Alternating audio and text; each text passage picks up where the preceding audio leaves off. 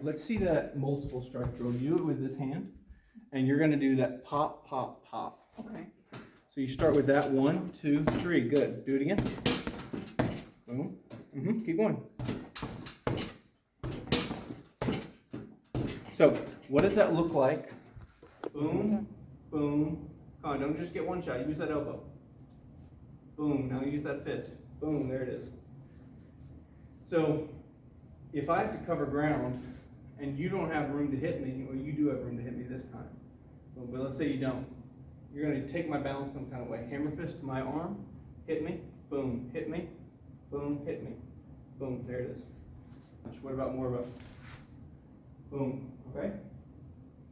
Now follow it up. What are you going to do next? You could do that. What if you hit my arm here, this crook of my arm, and you took an exit that way? You created an exit this way, boom. I'm David Sleeper from Mo Sleeper Tactical. Join me as I seek to equip myself and others to fight the good fight and finish the race well through fighting skills, weapon skills, and an unrelenting dedication to truth.